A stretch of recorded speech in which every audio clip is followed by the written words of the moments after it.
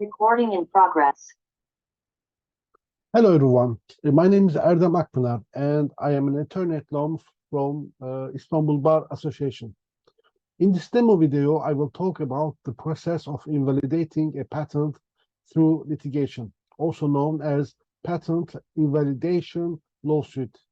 In the framework of the Turkish intellectual property law, the plaintiff, that is to say, the person who will file the lawsuit, may be a natural person or a legal entity. But either a natural person or a legal entity, the person who will file for the lawsuit should have an interest in the validation of the patent. The plaintiff may also be a public prosecutor or a public institution. On the other hand, the defendant will always be the person registered as the patent holder. The competent court for patent invalidity proceedings is the Intellectual and Industrial Property Rights Court of the defendant place of residence. Now, what are the legal grounds for invalidation, also called revocation of a patent, according to the Turkish IP law? Besides some bureaucratic formalities, the lack of some bureaucratic formalities, such as the invention not being sufficiently explained in the patent application documents, or the period of 20 years granted for a patent protection being exceeded, the fundamental legal ground for a patent invalidation can be summarized under two titles. First and foremost, the ground for invalidation for a patent is the lack of technological novelty, also called the lack of inventive step.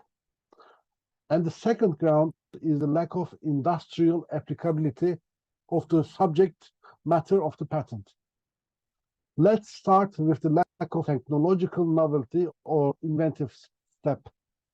In this case, the patent registration should simply never have been granted in the first place, since its subject wasn't a technological novelty, meaning that it wasn't really an invention. Someone else has already invented it. Sometime a genuine novelty, a new product that no one really thought about before, could still be considered as a technological novelty. Still not be Sometimes a genuine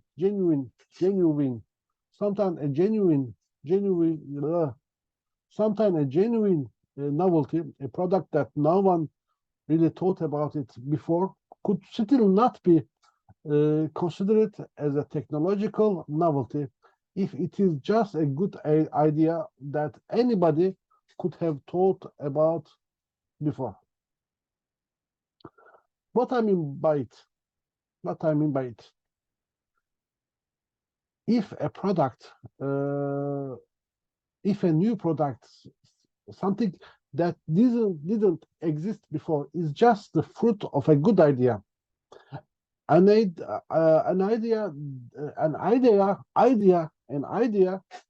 Any entrepreneur or any marketing specialist who has no whatsoever technical knowledge about the production of it could have come out with it. Then it is not really a technological breakthrough.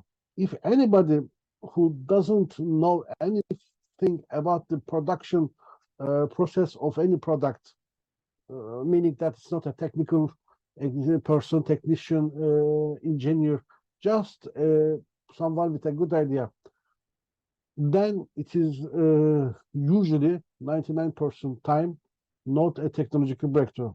For example, an eraser head pencil. Anyone could imagine it.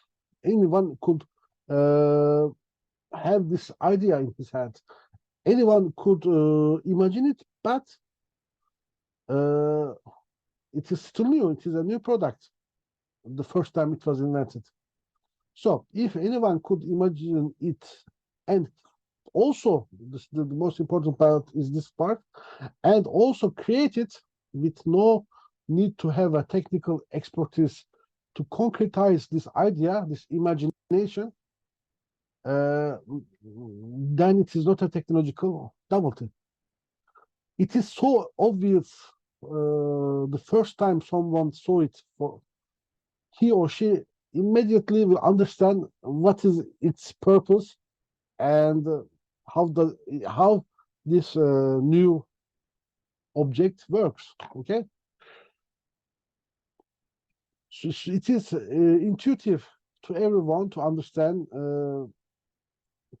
this is what is it and how it works. A real invention usually puzzle the person who saw it, who see them for the first time. Normally the natural reaction to a technological novelty should be, what is this and how does it work?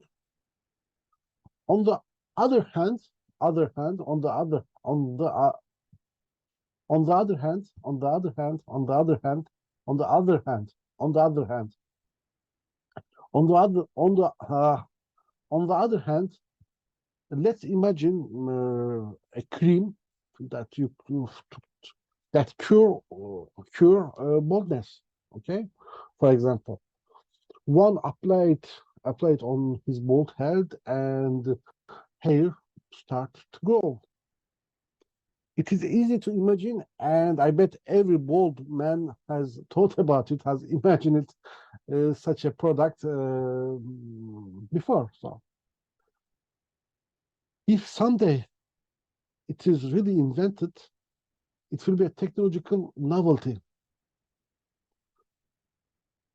Having an inventive step, and thus this cream, this hypothetical cream that doesn't exist yet, will be said suitable to be patented, because imagining is something, being able to produce it, to concretize this good idea is another thing. And if nobody know how to do it, how to solve a problem, and somebody came with it, then this is a inventive, this is a technological novelty having an inventive step. Okay, so this was the first ground. Second ground for invalidation is when the subject matter of the patent is not suitable for industrial application. According to the European Patent Convention, to be patentable